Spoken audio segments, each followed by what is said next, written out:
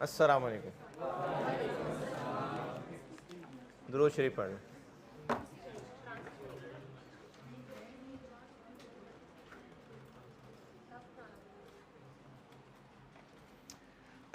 First जुलाई 15 तक की entries करनी थी मैंने। अच्छा, अब एंट्रीज पे आता हूँ बाद में। अब बता रहा हूँ वो टेबुलर वर्किंग, और उस टेबुलर वर्किंग से मैं डेप्रिसिएशन वगैरह भी निकालूंगा, लेकिन मेन फ़ायदा उस वर्किंग का या मेन यूज़ उस वर्किंग का ये है कि जब एसेट की रिवैल्यूएशन अपवर्ड या डाउनवर्ड करनी है तो कितना सरप्लस में कितना P&L में जाना है, मेन ये फ़ायदा है। एंट्रीज़ तो अभी लगेंगी कितने, 6-7 साल हैं, 6-7 साल हैं तकरीबन, तो 12-15-18 एंट्रीज तक तो होंगी। उनकी जगह छोड़ के आगे आए और वर्किंग बना लेते हैं।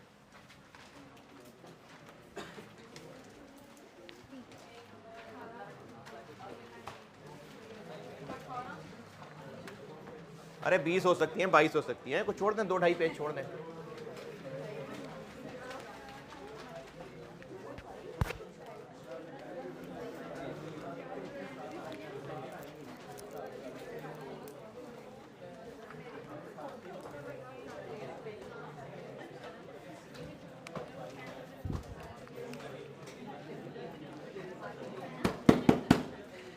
अच्छा, इस वर्किंग में एक डेट का कॉलम बनाऊंगा, एक थोड़ी सी अंग्रेजी, और रुपीस के 3 कॉलम बनाऊंगा।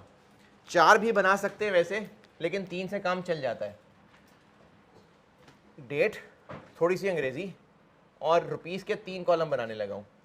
एक एसेट का, और ये बेसिकली ना मैं वो जो रिवैल्यूएशन वाली एंट्री है जिसमें 3 अकाउंट इस्तेमाल हो रहे हैं, कौन से, एसेट डेबिट या क्रेडिट हो रहा है, रिवैल्यूएशन सरप्लस डेबिट या क्रेडिट हो रहा है, और P&L डेबिट या क्रेडिट हो रहा है, तो मैं उस रिवैल्यूएशन की एंट्री के तर्ज पे 3 कॉलम बना रहा हूँ।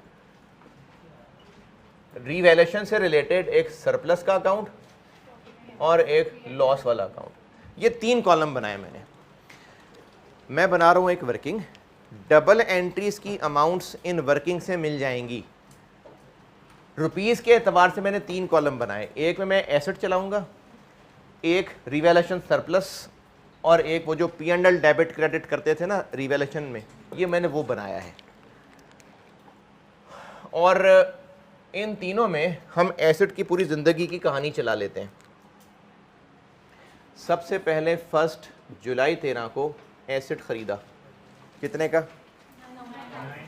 है, 900,000 का।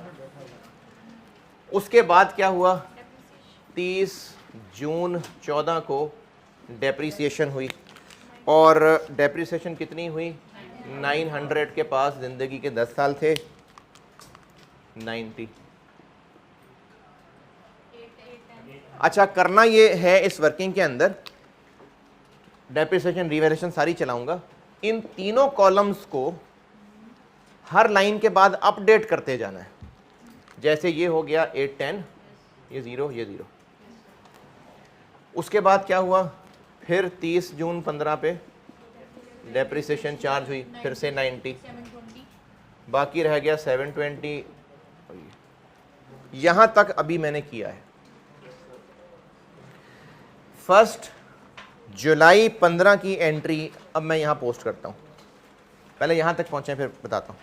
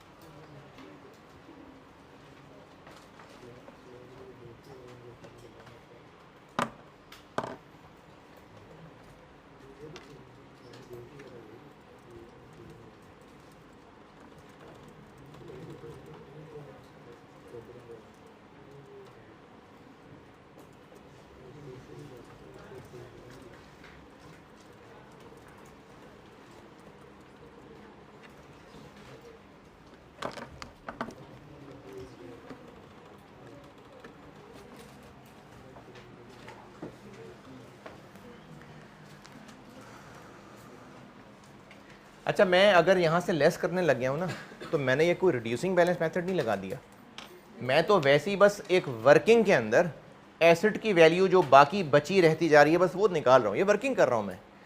ये वर्किंग इस शक्ल में करने से मतलब ये नहीं है कि रिड्यूसिंग बैलेंस मेथड है, स्ट्रेट लाइन मेथड है, तभी तो 90 और 90 डेप्रिसिएशन हुई है।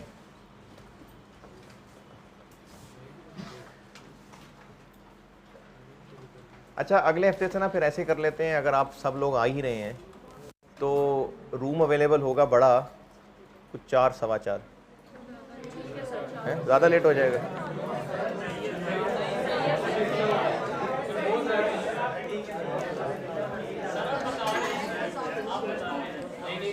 नहीं पूछ रहा हूँ,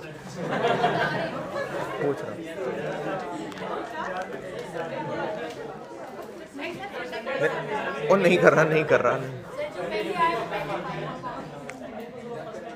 रहा संडे को, रहनी वेडनेसडे को है। सिर्फ ये था कि अगर इस रूम में जितने आगे उतने ही आने हैं तो बस ठीक है, अगर ज़्यादा आने हैं तो फिर वो 1 घंटा लेट क्लास शुरू कर सकते हैं। नहीं चलें ठीक है, अगले हफ्ते देखते हैं, तब पूछ लूँगा। 1 जुलाई 15 की एंट्रीज मैंने कर ली थी। क्या एंट्री की थी? एक की थी 1 जुलाई 15 को accumulated depreciation debit machine credit,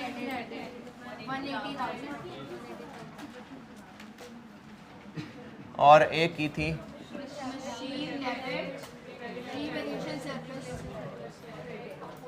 अच्छा, अब इन एंट्रीज को भी मैं यहां से सपोर्ट करता हूं। ये डेप्रिसिएशन हो गई, अब हम करने लगे हैं रीवैल्यू 1 जुलाई 15 पे, और इसको कहां तक पहुंचाना है? 768 तक। कितना बढ़ाऊं? 48। तो हमें इस वर्किंग से पता चल गया कि मशीन कितने से बढ़ानी है, मतलब डेबिट करनी है 48। और जब अपवर्ड करनी है तो पहले इधर देखना है, इधर क्या पहले को लॉस तो नहीं आ रहा? नहीं, तो बस ठीक है, सरप्लस।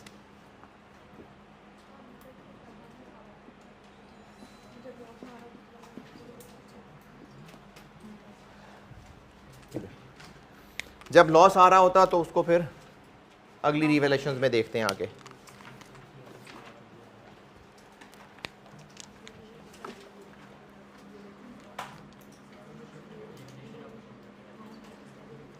और ये फिगर कहां से ढूंढें?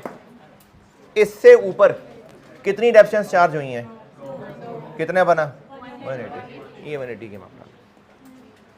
तो इस वर्किंग से हमें उस एंट्री की भी अमाउंट मिल जाएगी, और कहां पर एसेट डेबिट सरप्लस क्रेडिट कितना करना है इसकी भी यहां से अमाउंट मिलनी शुरू हो जाएगी। चलें 1 जुलाई से आगे चलते हैं जी। मैंने कहा कि इन एंट्रीज की अमाउंट ढूंढने का मसला था ना, उसके लिए मैंने वर्किंग बनाई है। तो हम जहां खड़े होकर रिवैल्यूएशन करने लगे हैं उससे ऊपर वाली सारी एलिमिनेट करनी है, वो ये है 180, ये 180 कर दिया।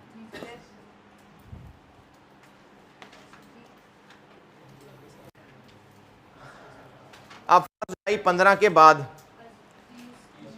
30 जून 16। अच्छा, मेरे पास जगह कम है तो मैं ना एंट्रीज ज़बानी बोलूँगा, मेरे साथ साथ चलें।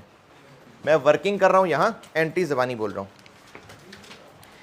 30 जून 16 पे आ जाते हैं। अब किस चीज़ की एंट्री करनी है? डेप्रिसिएशन की।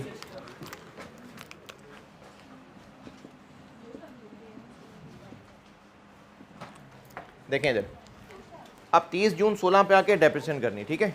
डेप्रिसिएशन करनी है रीवैल्यूड अमाउंट की, ये over remaining life. Total life कितनी? 10। 1 2 गुजर गए, 8 रह गए।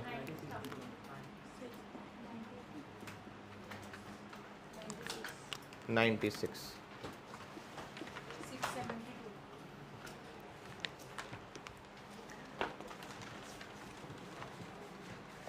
30 June 16 depreciation debit, accumulated depreciation credit 96,000।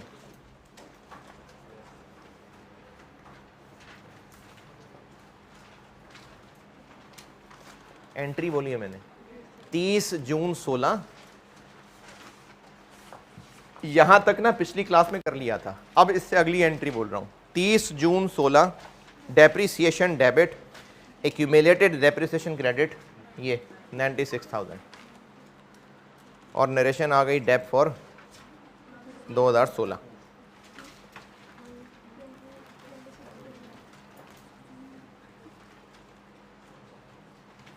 जून 16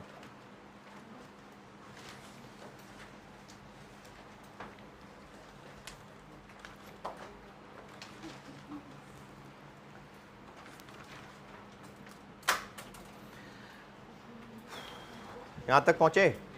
अच्छा, अब वो जो पिछली क्लास में टॉपिक पढ़ा था, जब जब डेप्रिसिएशन चार्ज होगी और देखिए कॉस्ट मॉडल से ज्यादा चार्ज होने लग गई, कॉस्ट मॉडल पे कितनी होती 90, ज्यादा चार्ज हो गई, कितनी ज्यादा, इस 6000 से एक और एंट्री हो जाएगी जो पिछली क्लास में पढ़ी थी 30 June 16 revaluation surplus debit retained earnings credit 6000। 30 June 16 revaluation surplus debit retained earnings credit 6000। ये वही इंक्रीमेंटल डेप्रिसिएशन जो सिखाई थी, कैसे, जितनी डेप्रिसिएशन चार्ज हुई माइनस जो कॉस्ट मॉडल पे होती, तो कॉस्ट मॉडल पे 90 होती थी, तो 96 और 90 यानी 6, revaluation surplus debit retained earnings credit 6000। और इसकी नरेशन कर लें, ट्रांसफर टू रिटेन अर्निंग्स।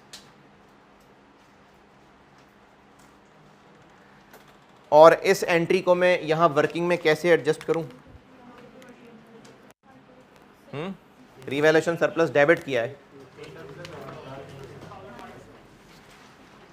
ये बन गया 672,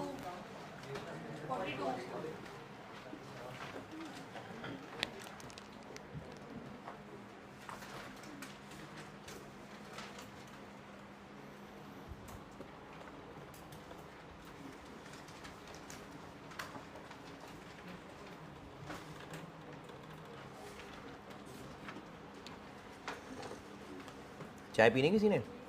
हाँ, तो क्लास के बाद पी लेना है।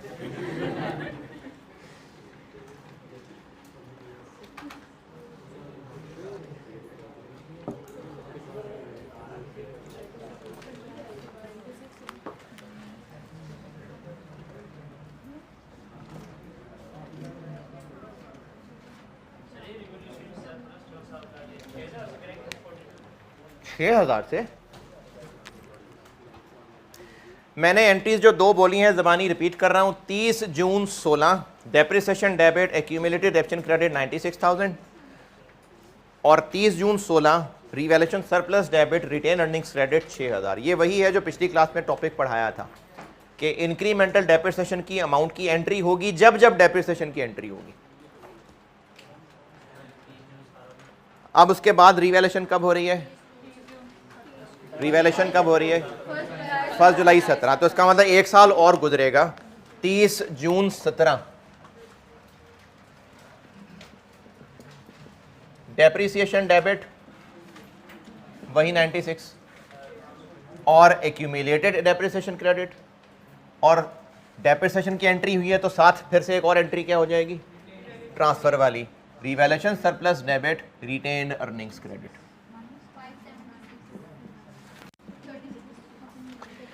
तीस जून 17 depreciation debit accumulated depreciation credit 96,000 dep for 2017।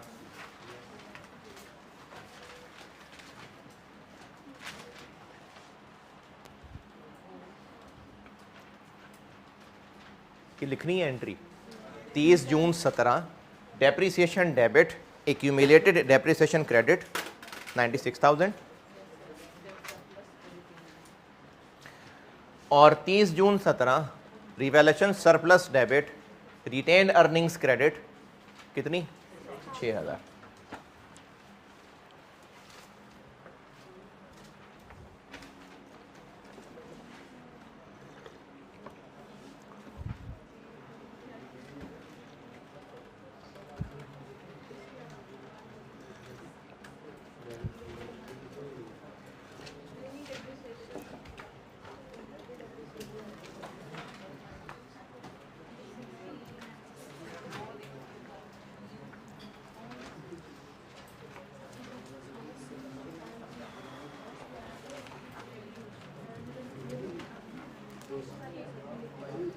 अभी सवाल चल रहा है आगे।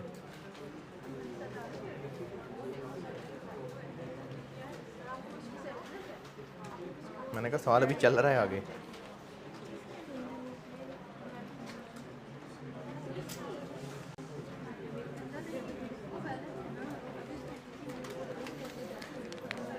मैं जो जो एंट्रीज कर रहा हूं अपनी वर्किंग में उनको एडजस्ट करके बस बैलेंस अपडेट करता जा रहा हूं। हर एंट्री के बाद हम देख रहे हैं अब क्या बैलेंस रह गया। और अगर रिवैल्यूएशन सरप्लस का अकाउंट बनाते ना तो ये एक्चुअली इसका टी अकाउंट ही चला रहा हूं मैं। अगर इसका टी अकाउंट बनाते, डेबिट क्रेडिट डालते, सीडी बीडी होता तो वो यही होता। तो बजाय इसके कि हम टी अकाउंट बनाए, यहीं से वर्किंग से इसका बचा हुआ बैलेंस पता चल रहा है। नहीं यकीन तो सरप्लस का अकाउंट बना के देख लेना, ठीक है। तो ये जो कॉलम चल रहा है ना, ये वर्किंग में हमें फिगर पता चलती जा रही है। यही फिगर होती अगर हम रिवैल्यूएशन सरप्लस का टी अकाउंट बना लेते। अच्छा बीडीसीडी क्यों आता उसमें? वो तो पी एंड एल में चला जाए,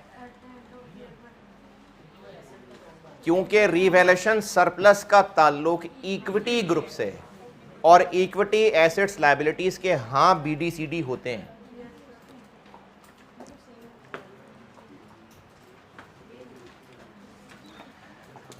जल्दी जल्दी लिखें भाई। 30 जून 17 तक मैंने 2 एंट्रीज बोली हैं। अब आगे हो रही है 1 जुलाई 17 को रीवैल्यूएशन।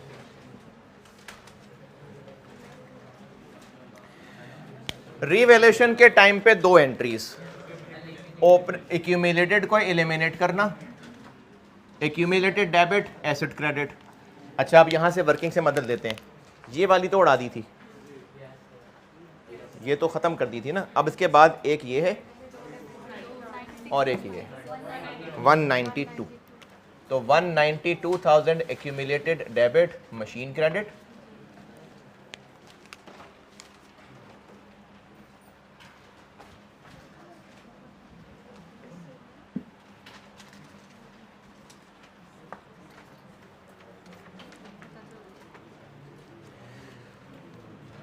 अब रीवैल्यू करके कहां तक पहुंचना है?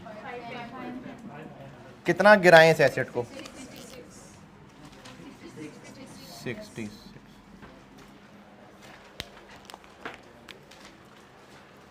एसेट को रिड्यूस करना है, यानी मशीन हो जाएगी क्रेडिट।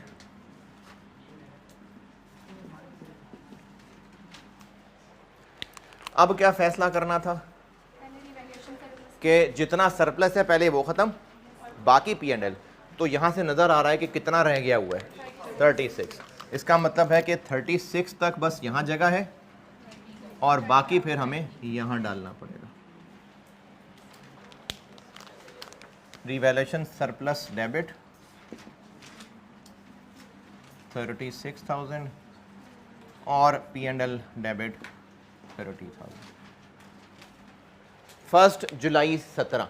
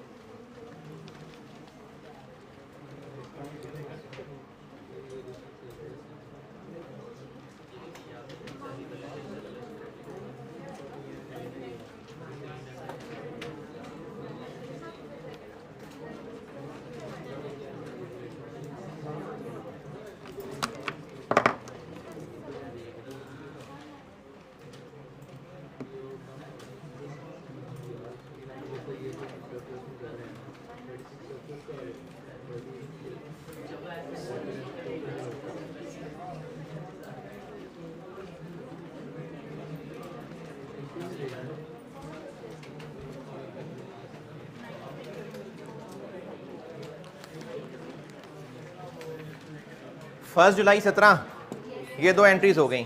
और अपनी वर्किंग अपडेट करके हम यहाँ पर पहुँच गए, ये ख़त्म, और ये 30 का लॉस चल पड़ा है।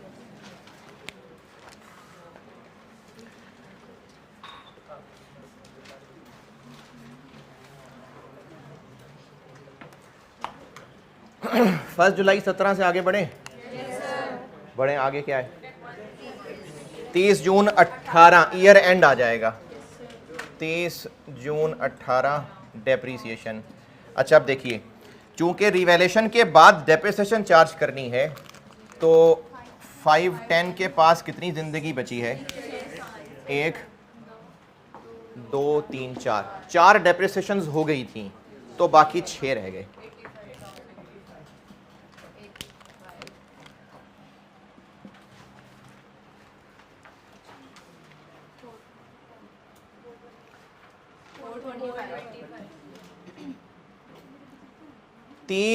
जून 18 depreciation debit, accumulated depreciation credit.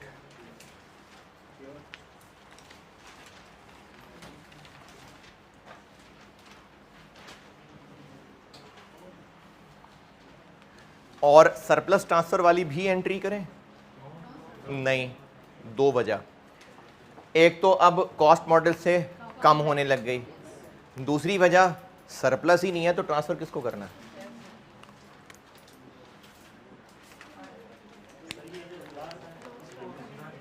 क्या क्या करूं उसको?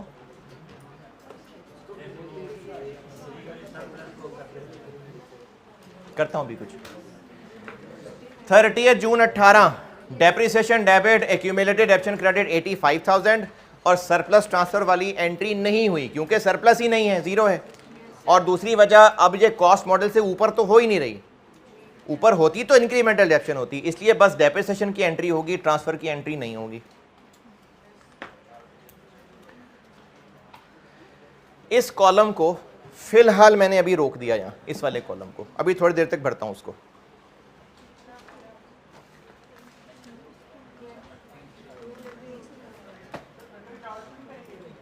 मैंने कहा फिलहाल मैंने इसको यहीं छोड़ दिया है, इधर मैं अभी फिगर्स नहीं लिख रहा, अभी थोड़ी देर बाद लिखता हूं।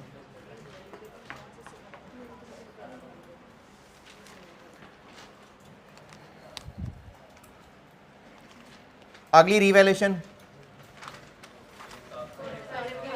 1 जुलाई, तो इसका मतलब है कि 1 साल फिर और गुजरेगा, यही 85।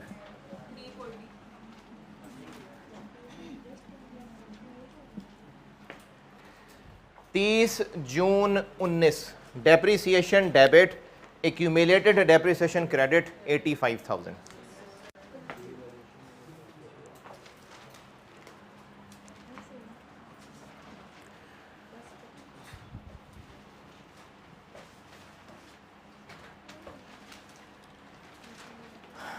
जून 19 depreciation debit, accumulated depreciation credit 85,000। चले यहां तक पहुंचे, फिर मैं अगली रिवैल्यूएशन करता हूं। पहुंच गए सारे एंट्रीज भी, और यार फिर क्लास शाम में ही कर लिया करें, तेज हो जाते हैं आप।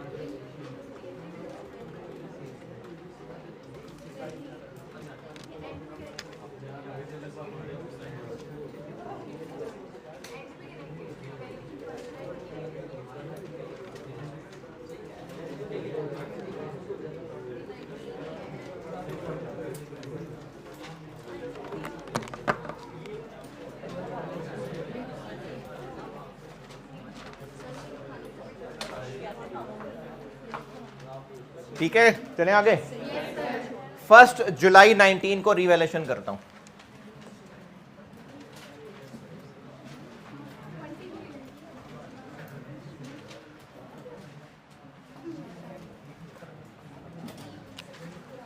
फर्स्ट जुलाई 19, पहला काम एक्यूमुलेटेड को एलिमिनेट करना।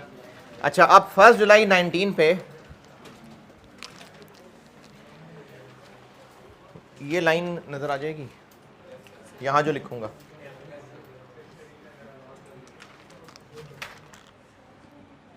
फर्स्ट जुलाई 19 रीवैल्यूएशन करते हैं।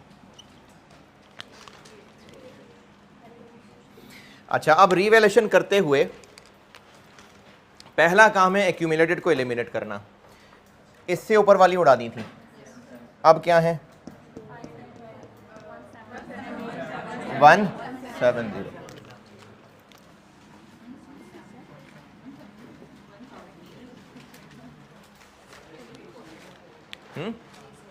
नहीं समझ आया? रिवैल्यूएशन आसान है, वो ज्यादा आसान थी। ज्यादा दफा करता रहे, फिर वही करता रहे।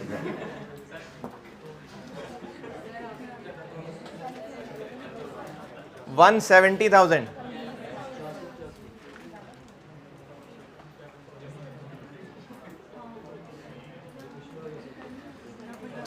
अब इसको रीवैल्यू करके कहां तक पहुंचाना है 388, यानी बढ़ाना है 48।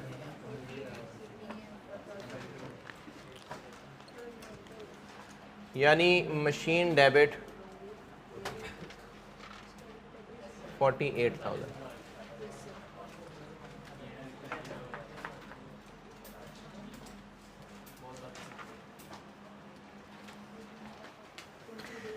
अच्छा, पहले बताता हूं जो कल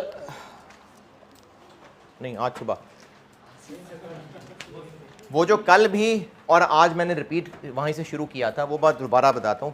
यानी पहले मैं उस फार्मूले से बताता हूं। अब जब रिवैल्यूएशन अपवर्ड हुई है तो पहले हमने देखना है कि पुराना कोई लॉस तो नहीं चल रहा था। तो पुराना लॉस कितना था जो P&L में गया था 30। एक तो उस 30 को हम लोग अब इनकम बनाएंगे। दूसरा, उस 30 के बाद जो डेप्रिसिएशन थोड़ी चार्ज हुई थी, किससे कंपेयर करके थोड़ी, उसको भी अब पूरा करेंगे। तो कितनी थोड़ी हुई थी 5 और 5 10। अब हम उस 5 और 5 को एडजस्ट करके यानी नेट 20 को हम लोग P&L में लाएंगे। यानी 48 में से 20 P&L में और बाकी सरप्लस में।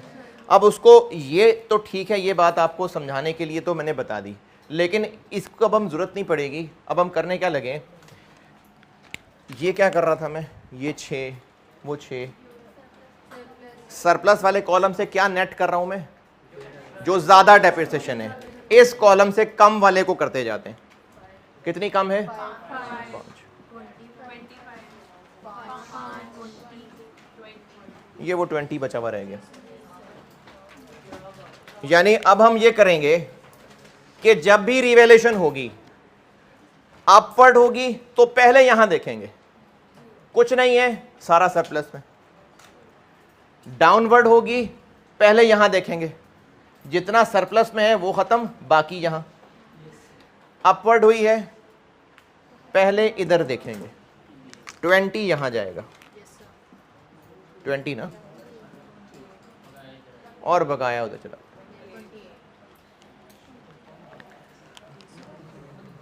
यानी मशीन डेबिट 48, P&L 20 और सरप्लस 20।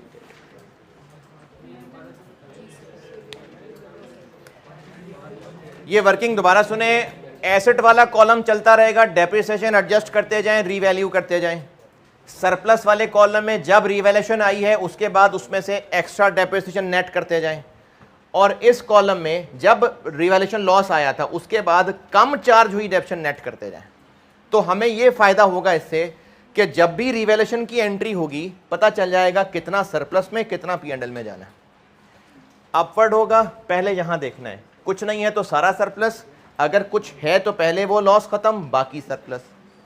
और जब डाउनवर्ड करना है तो पहले यहां देखना है, अगर कुछ नहीं है तो सारा ही लॉस, और अगर सरप्लस है तो पहले सरप्लस खत्म। 1 जुलाई 19 accumulated depreciation debit machine credit 170,000, machine debit 48, surplus debit 28, P&L debit 20। ये 1 जुलाई 19 की एंट्रीज हो गई।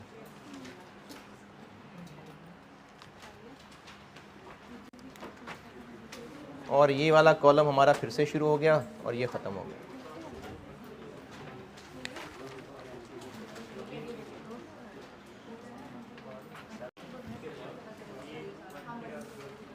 क्या ये 20 समझ आ गया? वैसे सुनने में अच्छा लग रहा है, दोबारा बोल। मशीन डेबिट 48,000, वही कर रहा हूं ना। Machine debit 48,000, revaluation surplus credit 28,000, P&L credit 20,000। ये बोला मैंने।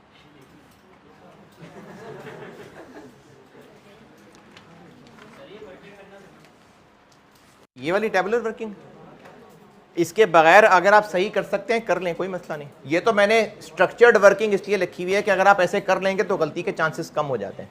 अगर आपने इसके अलावा कोई वर्किंग करनी है, बस ये याद रखिए कि वर्किंग वो होती है जो सही हो और आपको भी समझ आए और पेपर मार्क करने वाले को भी समझ आए। बस फॉर्मेट जो मर्जी हो, अगर करना है ऐसे तो अच्छी बात है। मैंने तो स्ट्रक्चर्ड वर्किंग बनाई इसलिए कि इसमें गलती के चांस कम है। किसी और तरीके से करना है कर लें, कोई मसला नहीं। जी जी बिल्कुल होंगे, बहुत सारे होंगे, क्योंकि आपने इनमें सारी कैलकुलेशंस तो कर ली हैं, तो काफ़ी सारे नंबर होंगे इसके।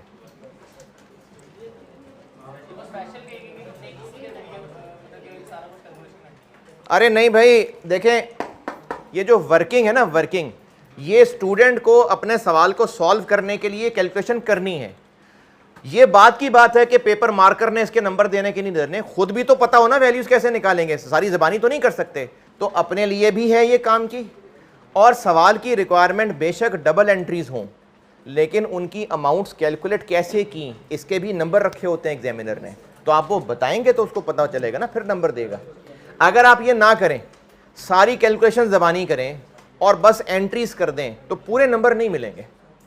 जैसे अगर ये सवाल 14 नंबर का होता तो सिर्फ एंट्रीज कर देते ज़बानी, कोई कैलकुलेशन ना करते, तो मेरा नहीं ख्याल के 6-7 से ज़्यादा नंबर मिलते आपको। कैलकुलेशन पता तो चले ना फिगर्स कैसे निकली हैं, तो इसलिए ज़रूरी होगी। हाँ ये बात कि क्या इसी फॉर्मेट पे करनी है, नहीं, ये तो मैंने एक फॉर्मेट बनाया हुआ है, आप टी अकाउंट बना के कर लें, किसी और तरह कर लें।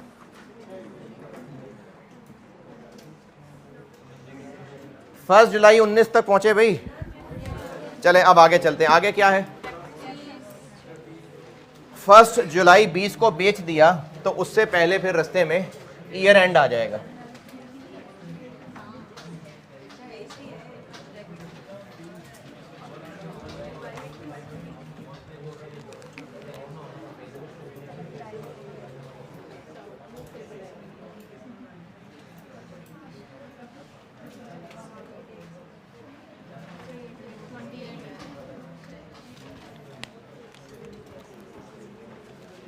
यहां से आगे चल रहा हूं, हैं? किधर है, कौन है, किधर है? बेचा भी है।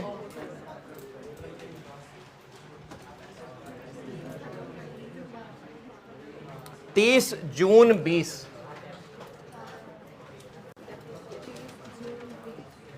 अब चूंकि रिवैल्यूएशन के बाद डेप्रिसिएशन होने लगी है, तो 388 के लिए ज़िंदगी कितनी बची है? 4। 1 2 3 4 5 6, 6 गुजर गए, 4 रह गए बाकी।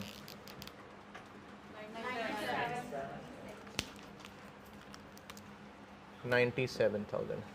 अच्छा अब देखिए, जैसे ही इधर सरप्लस आया, डेप्रिसिएशन कॉस्ट मॉडल से ऊपर निकल गई, तो इसलिए अब डेप्रिसिएशन की एंट्री भी होगी 30 जून 20।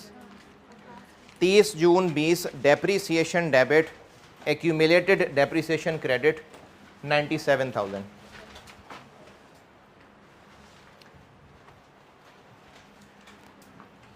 तीस जून 20 depreciation debit, accumulated depreciation credit 97,000। और 30 जून 20 revaluation surplus debit, retained earnings credit, अब कितना 7,000, क्योंकि कॉस्ट मॉडल वाले से ये 7,000 ऊपर है। 30 जून 20 डेप्रिसिएशन की entry, depreciation debit, accumulated depreciation credit 97,000। और अब ये कॉस्ट मॉडल से फिर ऊपर निकल गई डेप्रिसिएशन, कितनी ऊपर निकल गई 7,000। तो फिर 30 जून 20 पे एक और entry, revaluation surplus debit, retained earnings credit 7,000।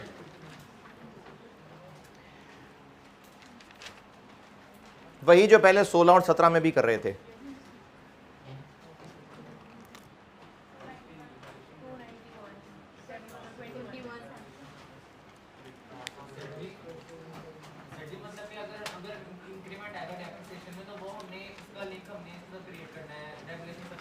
इसी के साथ ही है लिंक।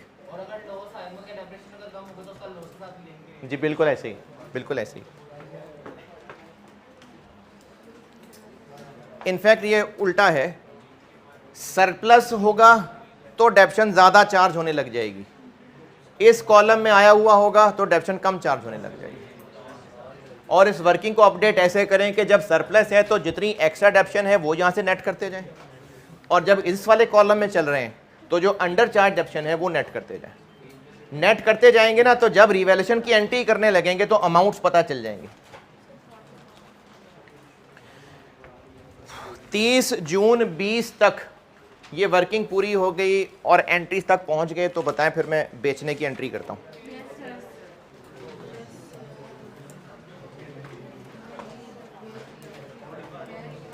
यार वो बंद हो गया।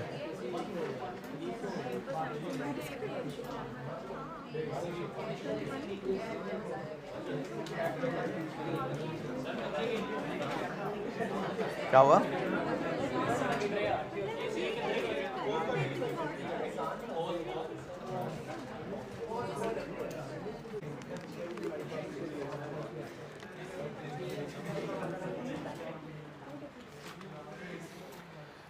फर्स्ट जुलाई 20 क्या हो रहा है? 1 जुलाई 20 को बेच रहे हैं। बेचने की एंट्री होती है कैश डेबिट, कितने का? और एक्यूमुलेटेड डेप्रिसिएशन डेबिट, नहीं कंपाउंड वाली एक्यूमुलेटेड डेप्रिसिएशन डेबिट है अभी इसमें कुछ या खाली है 97 है।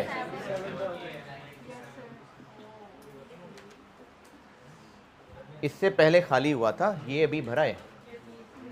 और क्या डेबिट क्रेडिट? एसेट क्रेडिट कितने से?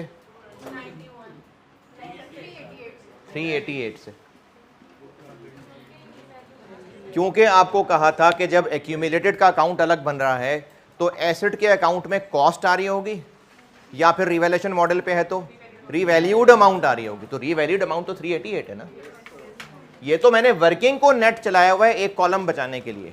अगर आप टी अकाउंट्स बना के देखें ना, बल्कि चलो अभी एक टी अकाउंट के जरिए चीज समझाता हूं, बल्कि एंट्री से बताता हूं।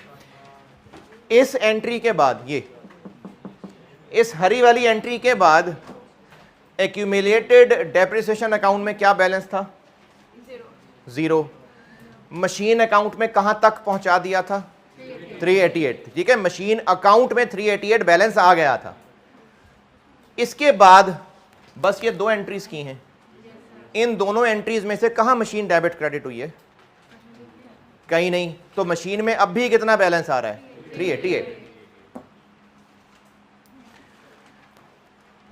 इस रिवैल्यूएशन के बाद एक्यूमुलेटेड 0 हो गई थी और मशीन में हमने 388 कर दिया था। उसके बाद मैंने 2 एंट्रीज और की हैं बस, एक ये की है और एक ये की है। तो उनमें तो कहीं मशीन डेबिट क्रेडिट नहीं हुई। एक हुई है depreciation debit, accumulated depreciation credit, और एक हुई है सरप्लस डेबिट रिटेन अर्निंग। तो मशीन तो नहीं डेबिट क्रेडिट हुई, तो मशीन अकाउंट में अब भी कितना बैलेंस आ रहा था, तो ये वो क्रेडिट कर दिया। और अगर रटा लगा लें तो जब एक्यूमुलेटेड का अकाउंट सेपरेट मेंटेन हो रहा होता है तो एसेट अकाउंट में या तो कॉस्ट आ रही होती है, और अगर रिवैल्यूएशन मॉडल है तो आखिरी रिवैल्यूड अमाउंट आ रही होती है। और क्या आएगा इसमें, देखिए कितना, इधर के इधर, तो इसका मतलब है कि ये प्रॉफिट है।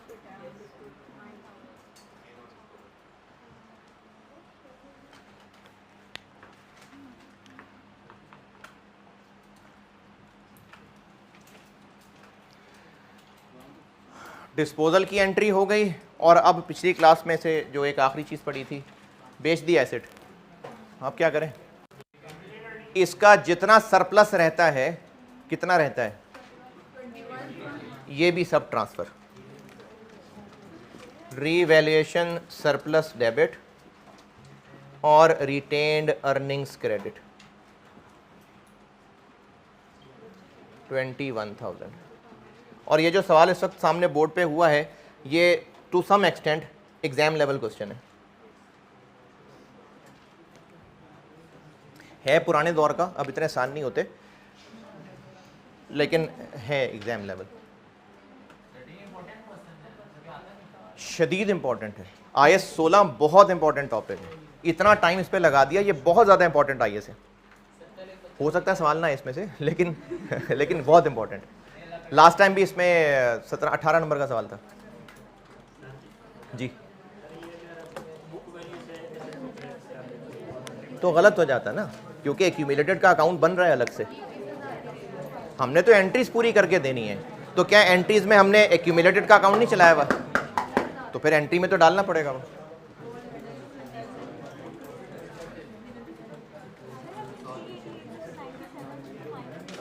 वो तो मैंने वर्किंग में किया था, ये तो जस्ट वर्किंग कर रहा था।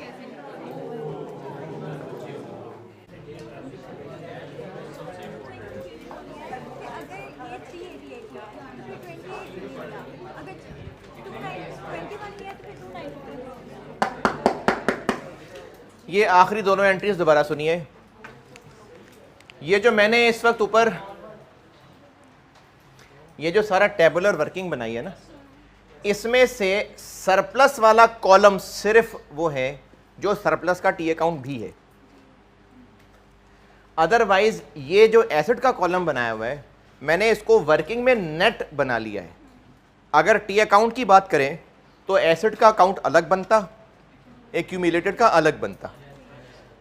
वो भी कर सकते हैं, लेकिन उससे काम बढ़ जाएगा और फायदा ज्यादा नहीं होगा, काम ज्यादा बढ़ जाएगा। इसलिए मैंने वर्किंग के अंदर इसको एक नेट कॉलम चला लिया। इस कॉलम में 291 जरूर आ रहा है, लेकिन इसका मतलब ये नहीं है कि एसेट अकाउंट में बैलेंस 291 आ रहा है।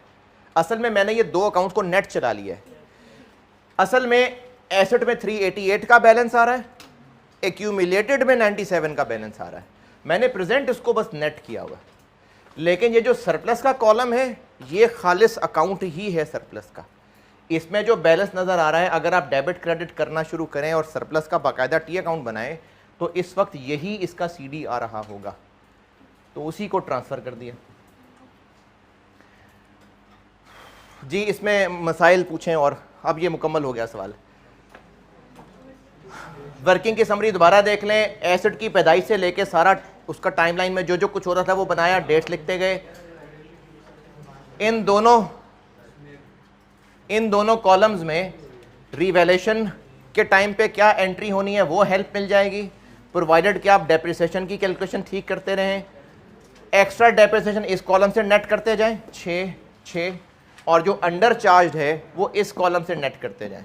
इससे फ़ायदा ये होगा कि जब रिवैल्यूएशन की एंट्री करनी होगी तो पता चल जाएगा कि क्या डेबिट क्रेडिट करना। अच्छा, अब मैं आपको मेनली नॉलेज के लिए कुछ बातें बताने लगा हूं। समझ आ गई तो ठीक है, ऊपर से गई तो उछल के पकड़ने की कोशिश ना करना, जाने देना।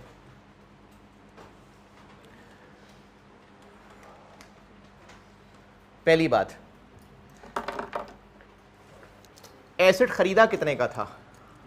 अच्छा, ये सारी कहानियां ये नॉलेज के लिए बता रहा हूं, ठीक है, ना समझ आए तो इग्नोर करना। खरीदा कितने का था? 9 लाख का, यानी खर्च हुआ था 9 लाख, खर्च एक्सपेंडिचर था 9 लाख। इस पूरे को एक्सपेंस फौरन क्यों नहीं बना दिया जाता? बिल्कुल शुरू की बात है, क्योंकि इससे benefits over the period of 10 years मिलने थे। तो मैचिंग कॉन्सेप्ट ये था कि इस खर्चे में से 90 तोड़ के एक्सपेंस बना दे। हर साल डेप्रिसिएशन 90 चार्ज होने लग गई, लेकिन 2016 की डेप्रिसिएशन 96 चार्ज हो गई। क्या खर्चा और हुआ? क्या जेब से पैसे और गए हैं? नहीं, पैसे तो वही 9 लाख थे।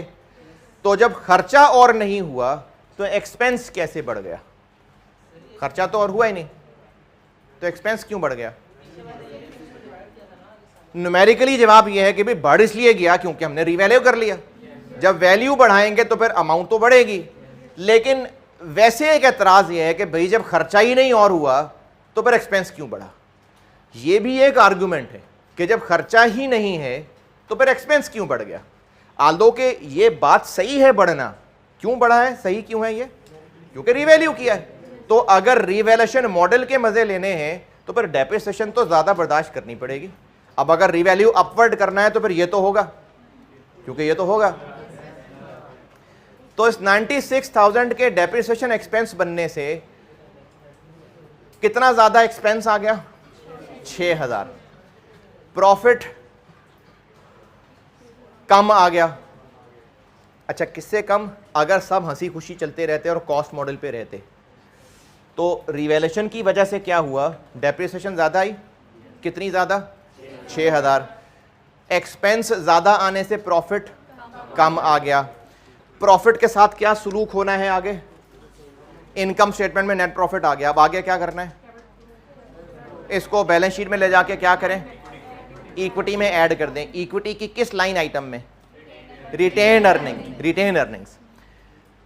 रिवैल्यूएशन अपवर्ड की वजह से डेप्रिसिएशन एक्सपेंस ज्यादा बना। कितना ज्यादा? प्रॉफिट कम आया। कितना?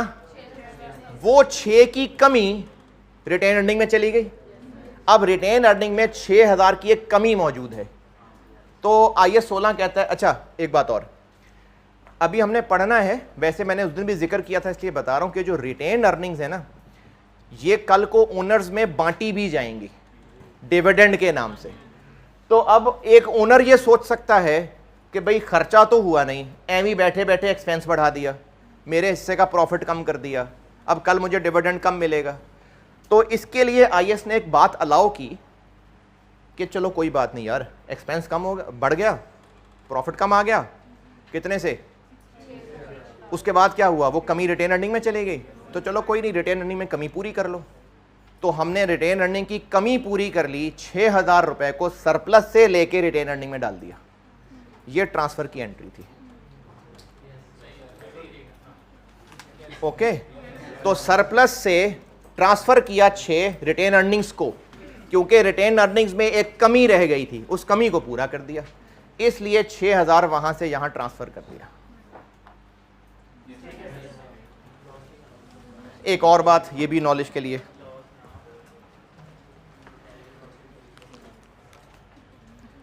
जब ये एसेट बेचा तो कितनी सालगिरह मना गया था ये अपनी?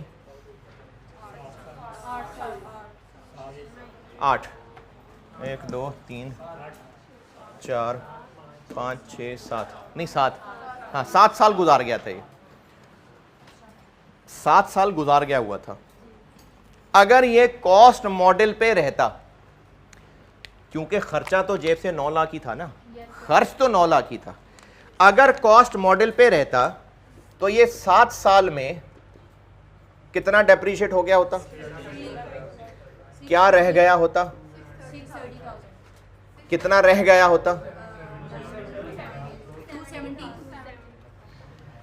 अगर हम रिवैल्यूएशन मॉडल में ना पढ़ते, कॉस्ट मॉडल पे ही रहते, ये सारी बातें नॉलेज के लिए बता रहा हूं बस। अगर कॉस्ट मॉडल पे रहते तो ये 9 लाख का एसेट 90 डेप्रिशिएट होता, 7 साल में इतना रह गया होता। बेचा कितने का? 3 लाख। 3 लाख का बेचा, यानी अगर खर्चे के हिसाब से देखा जाए कि जितना खर्च हुआ था वो बचते बचते इतना रह गया होता, 3 लाख का बेचते तो प्रॉफिट असल में कितना कमाया? 30। लेकिन रिवैल्यूएशन मॉडल होने की वजह से कितना नजर आ रहा है? 9। असल देखा जाए तो 30 प्रॉफिट कमाते, लेकिन रिवैल्यूएशन की वजह से कितना नजर आ रहा है? 9। कितना कम नजर आ रहा है? 21। कम बनी इनकम, इनकम कम बनी तो प्रॉफिट कम आया। कितना कम? वही 21 की कमी रिटेन अर्निंग में चली गई, ये वो कमी पूरी कर ली।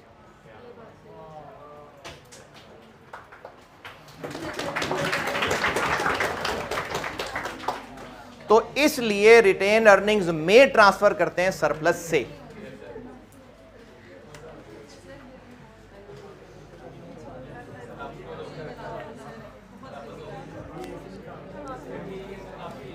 है?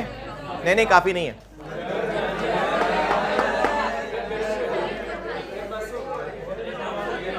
कोई बात नहीं, जब कोई मर गया तो अलग बात है, जब तक जिंदा है तब तक चल रही है क्लास।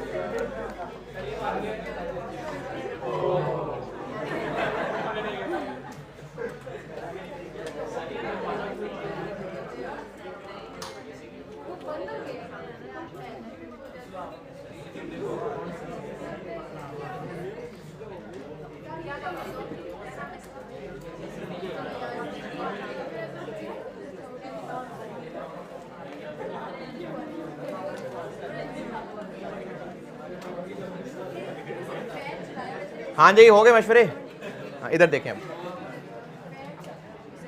सरप्लस से रिटेन अर्निंग्स को ट्रांसफर क्यों करते हैं, उस क्यों की वजह बताइए। अब एक बता रहा हूं सवाल का शॉर्टकट, और वो शॉर्टकट सिर्फ तब चलेगा अगर स्ट्रेट लाइन मेथड है तो, और चूंकि रिवैल्यूएशन में टेस्ट होता ही स्ट्रेट लाइन है इसलिए चल जाएगा। लेकिन ये शॉर्टकट है किस चीज का बताता हूं। ये डेप्रिसिएशन कैसे कैलकुलेट की, इसको कितने पे डिवाइड किया? रिमेनिंग 8 है ना, इसको भी 8 पे डिवाइड कर लें, 6 आ गया। ठीक है, इसको भी डिवाइड कर लें तो 6 आ गया। अच्छा जी, ये कैसे 85 निकाला? इसको 6 पे डिवाइड किया, इसको भी 6 पे कर लें, 5।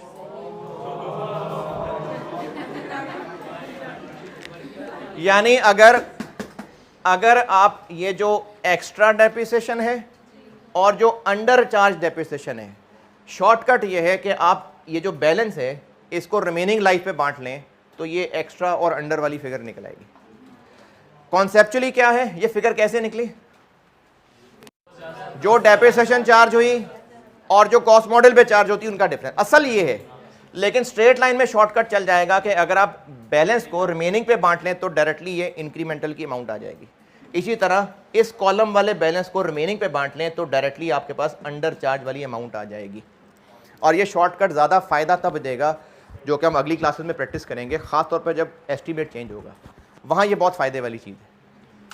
तो शॉर्टकट ये है कि अगर हम इस वाले कॉलम में या इस वाले कॉलम में बैलेंस को रिमेनिंग पे बांट लें, रिमेनिंग लाइफ पे, तो डायरेक्टली ये अंडर चार्ज की फिगर या इंक्रीमेंटल की फिगर आ जाएगी रिमेनिंग लाइफ पे जी, रिमेनिंग लाइफ पे। और ये शॉर्टकट सिर्फ स्ट्रेट लाइन के लिए है। बस ज़बानी याद हो गया ना, है ना, कोई ज़रूरत नहीं लिखने की, ज़बानी याद हो गया।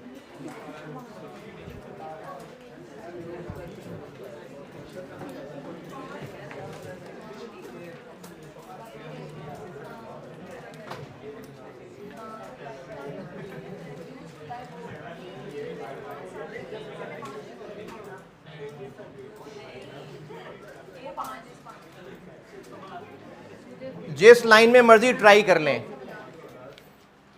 अब कितनी रिमेनिंग लाइफ रह गई हुई थी? 5। इसको 5 पे डिवाइड कर लें, आ जाएगा। लाइफ 7 रह गई हुई थी, 7 पे डिवाइड कर लें, 6 आ जाएगा।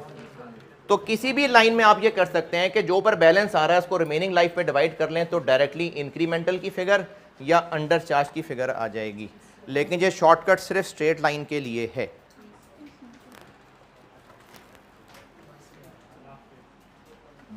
और बस अब आखिरी एक बात, आखिरी बस,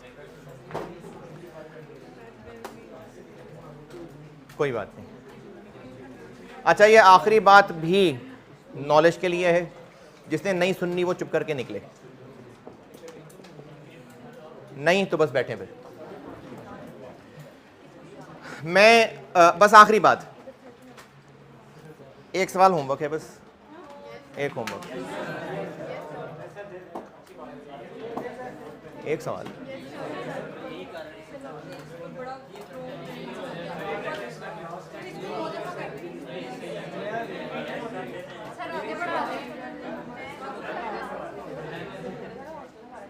हाँ ठीक है, बोल लिया।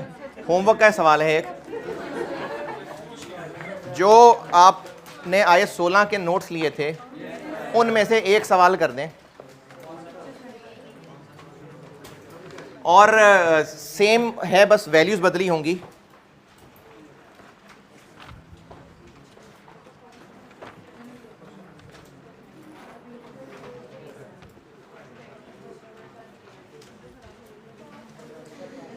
क्वेश्चन नंबर 4 कर दें। होमवर्क होमवर्क होमवर्क इन नोट्स में से question number 4, Shahzad textile mills limited, ये ऑटम 2014 का सवाल है, पास पेपर का 15 नंबर का। इसी तरह 3 रिवैल्यूएशंस हैं, अप हो रही है, डाउन हो रही है। क्वेश्चन नंबर 4 शहजाद टेक्सटाइल के नाम का सवाल है, ये एक सवाल होमवर्क है बस। अच्छा, आखिरी बात सिर्फ नॉलेज के लिए बता रहा हूँ, अगर किसी ने नहीं सुननी तो दफा करें, है गहरी थोड़ी।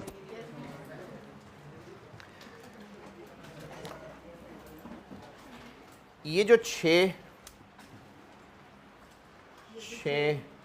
और 7 इनकी एंट्रीज हो रही हैं, ये एक्स्ट्रा डेप्रिसिएशन है ना, इसकी एंट्री हो रही है। क्या एंट्री हो रही है? Surplus debit retain earnings credit. लेकिन इस 5 और इस 5 की कोई एंट्री नहीं हो रही।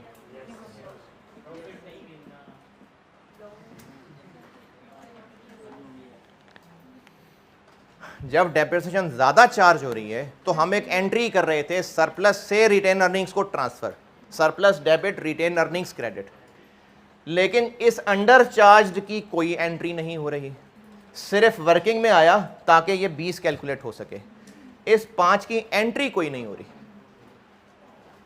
है, तो क्यों नहीं हो रही उसकी वजह बता रहा हूं नॉलेज के लिए। आपसे नहीं पूछा जाएगा कि एंट्री ना होने की रीजन क्या है, 5 नंबर का सवाल, मैं वैसी नॉलेज के लिए बता रहा हूं। रीजन ये है,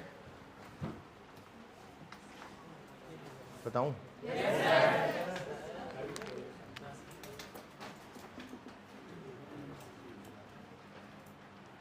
थोड़ी गहरी बात है, हौसले के साथ। जब रिवैल्यूएशन अपवर्ड हुई तो इनकम बना दिया उसको, इस 48 को इनकम बनाया? नहीं, ये सरप्लस में चला गया, इनकम नहीं बनी, यानी रिटेन अर्निंग्स में इसका कुछ इफेक्ट नहीं आया। लेकिन जब डेप्रिसिएशन चार्ज होने लगी तो डेप्रिसिएशन ज्यादा आने लगी, और जो ज्यादा आ रही थी उसका जरूर इस पे असर पड़ रहा था। हर साल ये प्रॉफिट कम होने लगा, रिटेन अर्निंग में कमी होने लगी, तो उस कमी को फिर हम यहां से लेके पूरा करते गए। और जब इस अकाउंट से उस अकाउंट में जाना है तो यकीनन एंट्री करेंगे तो जाएगा, खुद ही तो ऐसे नहीं चला जाएगा, एंट्री करेंगे तो जाएगा।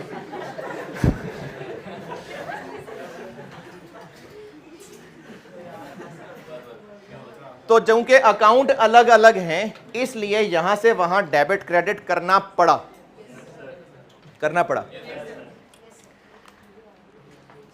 लेकिन जब ये 30 का लॉस चार्ज हुआ था तो इस 30 के साथ क्या सलूक हुआ था?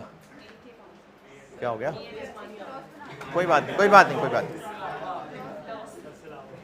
इस 30 को जब यहां लॉस चार्ज किया था तो उसकी क्या अकाउंटिंग की थी? ये 30 एक्सपेंस बनाया था भाई, पी एंड एल एक्सपेंस बनाया था, एक्सपेंस बना था यानी यहां पर 30 आ गया था। नहीं भाई ऐसे नहीं आएगा, अभी 30 का लॉस था, वो एक्सपेंस ही बना था, प्रॉफिट ही कम हुआ था और वो कमी रिटेन अर्निंग्स में पहुंची थी। कैसे पहुंची थी? 30 का expense P and L debit हुआ था तो प्रॉफिट कम आ गया था, वही कमी रिटेन अर्निंग में थी। अब ये ऐसे ही है जैसे रिटेन अर्निंग में एक गड्ढा पड़ गया, एक जख्म हो गया, अब उसने ऑटोमेटिकली भरते जाना है।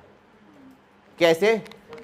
नहीं सरप्लस नहीं है, डेप्रिसिएशन कम चार्ज होने लग गई, एक्सपेंस कम आने लगा, प्रॉफिट 5 से ज्यादा होने लगा, और वो जो ज्यादा होने लगा वो खुद ब खुद इसके अंदर गिर के गड्ढे को भरना शुरू हो गया। इसी में गढ़ा था, अब वो जो प्रॉफिट ज्यादा आएगा तो ऑटोमेटिकली ये गढ़ा भरना शुरू हो जाएगा, खुद से कोई एंट्री नहीं 5 की करनी पड़ेगी।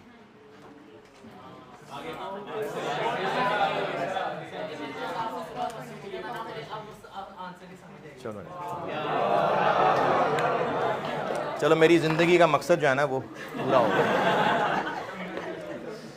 ठीक है जी, अल्लाह हाफिज।